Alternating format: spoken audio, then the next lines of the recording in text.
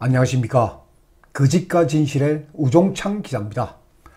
2021년 1월 14일 목요일 오전 11시 20분경 대법원 제2호 법정에서 박근혜 대통령 사건에 대한 최종 선고가 있었습니다.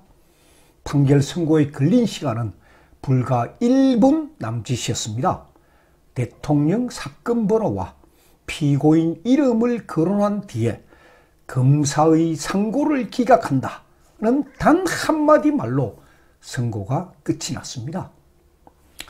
지금부터 검사의 상고를 기각한다는 말의 의미가 무엇인지, 그리고 대통령의 뇌물 혐의에 대해서 대법원이 어떻게 판단했는지에 대해서 설명드리겠습니다.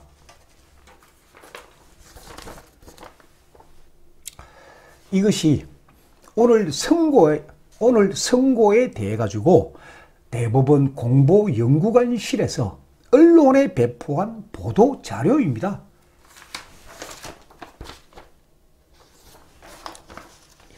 딱 두 장입니다.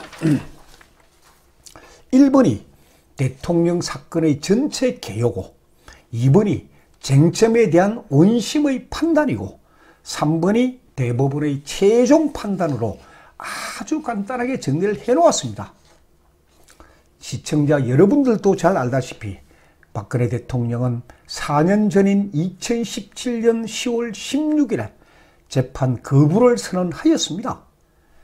일주일에 4번씩, 그러니까 월, 화, 목, 금, 수요일 하루 쉬고 일주일에 4번씩 살인적인 재판이 그때 진행되었습니다.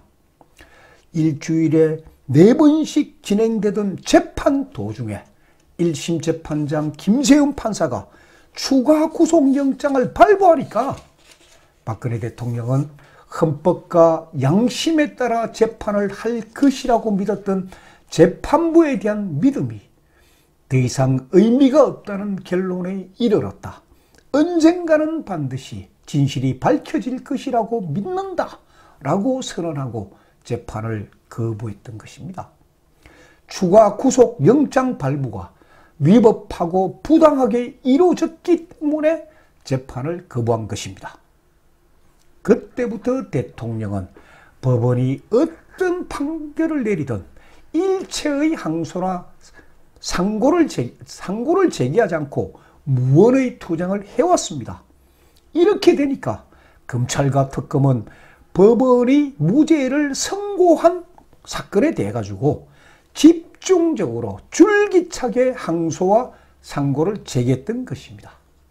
이번의 경우에도 검찰이 혼자 상고를 했습니다. 대통령 상고 안 했습니다. 그러면 검찰의 상고 이유가 무엇일까요?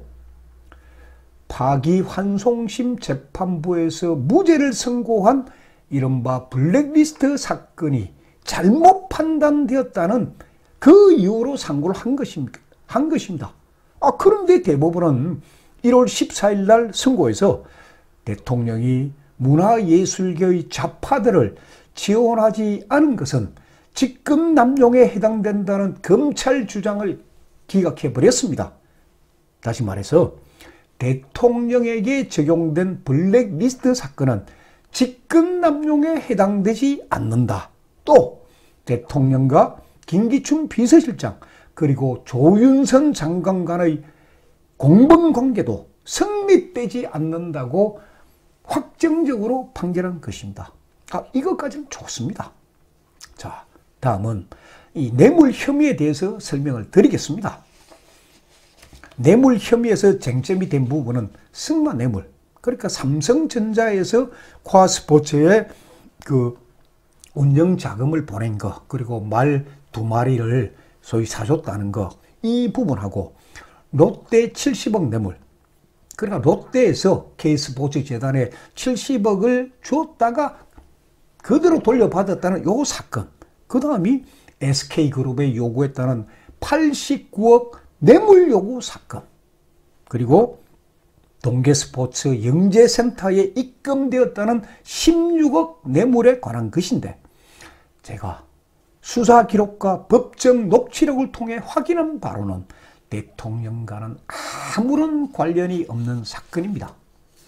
그렇기 때문에 대법원 전원 합의체는 2019년 8월 29일 대통령 사건을 다시 재판하라는 파기환송 판결을 내렸습니다. 대법원의 이 판결이 굉장한 의미가 있습니다. 판결문 분량은 A4 용지로 15장밖에 되지 않는데 핵심 내용은 이렇습니다. 제가 읽어드리겠습니다. 파기환송심 재판부는 대법원이 검사의 상고를 기각하여 확정된 부분을 제외한 나머지 부분에 대하여 다시 심리하고 판단해야 한다는 것을 지적해 둔다고 주문한 것입니다. 이게 무슨 말이냐? 대통령이 뇌물과 직권 남용 혐의 등에 대해서 전혀 항소나 상고를 하지 않았다고 해서 유죄로 단정하지 말고 사건의 객관적 실체를 다시 검토해서 심리하라 하고 대법원이 특별히 당부를 한 것입니다. 2019년 그 당시 대법원의 최고 선임 대법관은 조희대 대법관이었습니다. 아주 합리적인 분이었습니다. 자, 대법원이 이렇게 결정을 했으니까 파기환송심 재판부는 어찌해야 됩니까? 대법원 지시에 따라야 합니다. 그런데 파기환송심 재판부가 두 가지 이유를 근거로 거부를 했습니다. 그 근거가 뭐냐? 하나는 새로운 증거가 제시되지 않으면은 상급법원의 판단이 기속력을 갖는다는 게 대법원 판례이기 때문에 이를 근거로 판단했다는 것이고, 또 하나는 상급법원의 판단은 하급심을 기속한다는 법원조직법 제8조에 근거했다는 것입니다. 여기서 기속한다는 말은 뭐냐면은 하급법원은 상급법원의 판단을 그대로 따라야 한다. 이게 기속입니다. 한다는 뜻인데 이 규정을 지켰다는 것입니다. 그러니까 대통령이 새로운 증거를 제시하지 않았다는 이유로, 또 하나는 법원 조직법에 근거하여 뇌물 혐의에 대해서 다시 심리하지 않고 유죄로 그냥 인정해버린 것입니다. 이럴 경우에 파기환송심 재판부가 대법원의 주문을 어겼으므로 대법원은 뇌물 혐의에 대해서 다시 판단을 하든지 아니면 하다못해 파기환송 판결의 오류를 지적해야 합니다. 이게 법과 원칙을 지키는 행위입니다. 그러나 대법원은 1월 14일 선고에서 검사의 상고를 기각한다는 단 한마디 말로 뇌물 혐의에 대해서는 전혀 판단을 하지 않고 슬그머니 넘어가 버렸습니다.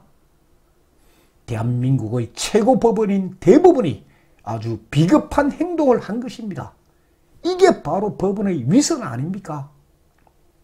더 중요한 것은 대통령의 뇌물 혐의에 대해서 더 이상 판단하지 않겠다는 대법원의 의중이 이미 작년 9월에 드러났다는 사실입니다.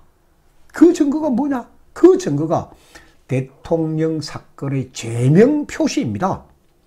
그전까지 법원은 대통령 사건의 제명을 직권남용 등이라고 표시하였습니다. 이 등자 속에 뇌물, 강요 미수, 공무상 비밀누설죄 등이 다 포함되어 있는데 이번에는 등자를 빼고 직권남용이라고만 표시를 해버린 겁니다. 검찰이 선고한 블랙리스트 사건이 바로 직권남용인 겁니다. 그러니까 대법원은 뇌물 혐의에 대해서는 파기환송심 판결을 인정하고 더 이상 판단하지 않겠다는 그 심중, 그 의중을 이미 작년 9월에 내비친 것입니다. 이게 대법원 사이트 그 사건 기록 검색을 보면 이게 다 나옵니다. 그런데도 어느 언론에서도 대법원의 이런 비겁한 행위를 지적하지 않고 마치 대법원이 1월 14일에 뇌물 혐의를 최종 확정했다는 식으로 잘못 보도를 하고 있는 겁니다. 자, 그렇다면 1월 14일에 있었던 최종 선고는 누가 했을까요? 대법원 제3부에서 했습니다. 대법원 제3부에 소속된 대법관은 모두 4명입니다. 주심은 노태악 대법관이고 나머지 3사람은 김재형 대법관, 이동원 대법관, 민유숙 대법관입니다. 주심인 노태악 대법관 누구냐? 박근혜 정부에서 문체부 체육국장을 지내다가 좌천되었다는 노태강 국장, 그 노태강 국장의 친동생이 노태악 대법관입니다. 그리고 선고는 대법원의 최종 선고는 통상적으로 주심 대법관이 합니다. 그런데 검사의 상고를 기각한다는 주문을 낭독한 사람은 민유숙 대법관입니다. 노태악 주심 대법관이 이 주문 낭독을 안 했습니다. 민유숙 대법관이 누구냐? 민변에서 사법위원장을 지내고 또 민주당에서 국회의원을 지냈던 문병호 전 의원의 부인이 민유숙 대법관입니다. 아무튼 대법원은 고등법원의 책임을 떠넘기고 고등법원은 대법원의 책임을 떠넘기는 식으로 박근혜 대통령 사건을 확정지었습니다. 하고 싶은 말은 참으로 많습니다. 그러나 더 이상 제가 말씀드리지 않겠습니다. 저는 제가 현재 쓰고 있는 박근혜 탄핵 백서에 이 모든 일을 역사의 기록으로 남겨놓겠습니다.